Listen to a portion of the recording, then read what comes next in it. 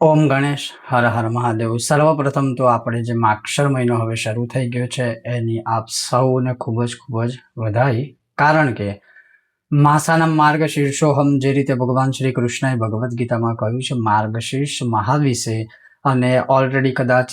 ઘણા લોકોએ આપણી ચેનલમાં માક્ષર મહિના વિશે ઘણા બધા વિડીયો મેં મૂક્યા છે, પણ એ બધા વિડીયોનું એક સંકલન કરી અને એક જ વિડીયોના માધ્યમથી આજે હું તમને મહત્વ કે માક્ષર મહિનાનું મહાત્મ્ય શ્રવણ કરાવીશ કે આખા મહિના દરમિયાન આપણે એવા સહજ સરળ અને ભગવાનના જ મુખે કહેવાયેલા આપણા પુરાણોમાં એવા શું ભક્તિ ભાવ સાધના પૂજા વ્રત આદિ કે જે કંઈ પણ એને લગતું છે, આજે આ વિષય વિડીયોમાં હું તમને સત્સંગ કરાવીશ। જો તમને આ સત્સંગ વિષય વિડીયો પસંદ આવે તો લાઈક કરજો, શેર કરજો, અને ચેનલ પર નવા હોય તો સબસ્ક્રાઇબ જરૂર કરજો। તો ચાલો સત્સંગ મહિનામાં સૌથી પહેલા તો બ્રહ્મ મુહૂર્તમાં ઉઠીને સ્નાન કરવાનું મહત્વ છે। સ્નાનમાં પણ મૃતિકા સ્નાન એટલે કે તુલસીજીના છોડની નીચે જે માટી હોય એ, અથવા તો પવિત્ર તીર્થ ક્ષેત્રની માટી હોય એ આપણા શરીર ઉપર એનું લેપન કરી અને પછી એ સમયે ઓમ નમો નારાયણાય બોલતા બોલતા એ લેપન કરી, અંગોનું લેપન કરી પછી શુદ્ધ જળથી સ્નાન કરી દેવું।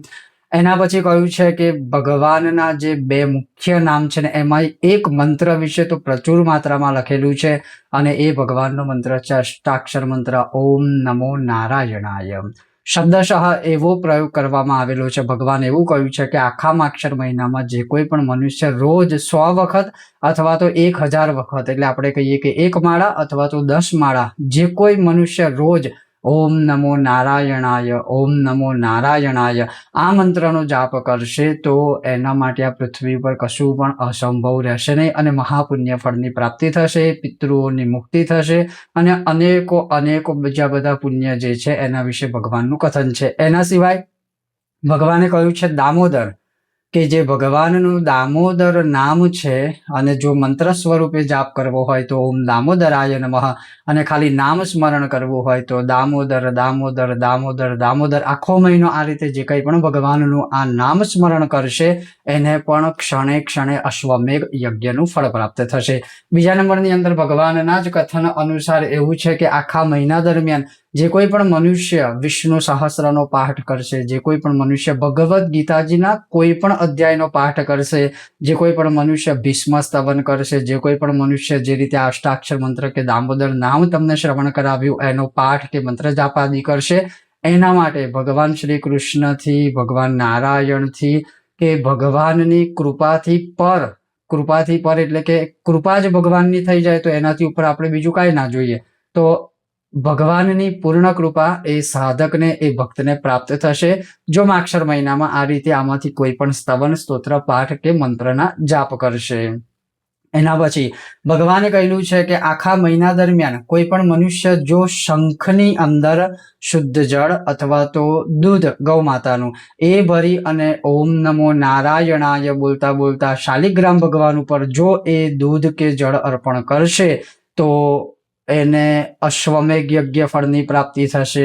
એમના પિતરો ઘણા સંતુષ્ટ થશે, સ્થિર લક્ષ્મીની પ્રાપ્તિ થશે, દરિદ્રતામાંથી એ મનુષ્ય મુક્ત થશે। એ જ રીતે કહ્યું છે કે જે જમણી બાજુનો શંખ કે દક્ષિણાવર્તી શંખમાં આપણે જે જળ ભરી અથવા તો દૂધ ભરી અને શાલિગ્રામ શિલા ઉપર આ રીતે આપણે ગોળ ગોળ ફેરવી અને જે જળ છે એ જળને આપણે આપણા માથા ઉપર છાંટીએ અથવા તો આપણા આખા ઘરમાં છાંટીએ તો વાસ્તુ દોષ શું અશુભત્વ દોષમ, અર્થાત ઘરના જેટલા પણ અશુભ દોષ હશે, ચાહે વાસ્તુ દોષ હોય, નકારાત્મક ઉર્જા હોય, નેગેટિવિટી હોય, ભૂત પ્રેત પિશાચ આદિ કંઈ પણ હશે એમાંથી મનુષ્ય મુક્ત થઈ જશે, અને મનુષ્યનું દેહ એટલે કે શરીર સારું રહેશે, અને ગેહ એટલે કે ભગવાન એના ઘરમાં સ્વયં નિવાસ કરશે। તો માક્ષર મહિનામાં આવા અનેકો ઉપાય ભગવાને બતાવેલા છે। એમાંથી બીજો એક ઉપાય છે કે માક્ષર મહિનામાં જે કોઈ પણ મનુષ્ય આ 2 મહાદાન કરશે, કયું દાન? એક છે શિવલિંગનું દાન અને બીજું છે શાલિગ્રામ ભગવાનનું દાન। આ 2 દાન કોઈ પણ મનુષ્ય જેને પણ જરૂર હોય એને, અથવા તો જે આની પૂજા પાઠ આદિ કરી શકે, સક્ષમ હોય, અથવા કોઈ શિવાલય કે વિષ્ણુવાલયમાં કે મંદિરમાં કે બ્રહ્મદેવતાને જો આનું દાન કરશે તો એ મહાપુણ્ય આપનાર દાન થશે। એ જ રીતે જે કોઈ પણ મનુષ્ય માક્ષર મહિનામાં આખો મહિનો કર્પૂરથી ભગવાન વિષ્ણુની આરતી કરશે, આખો મહિનો સવારે બપોરે સાંજે કે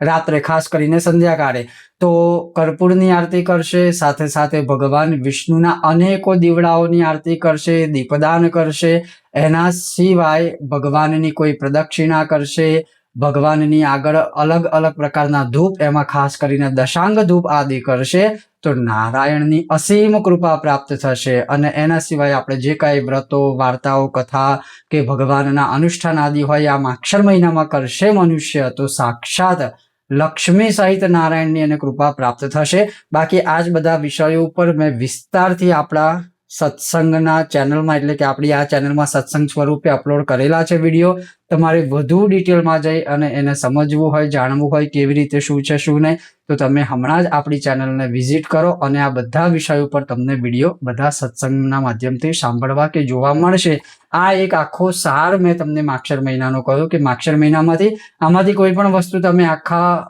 મહિના દરમિયાન જો કરશો તો પણ હરિકૃપા પ્રાપ્ત થશે. ઓમ ગણેશ, હર હર મહાદેવ.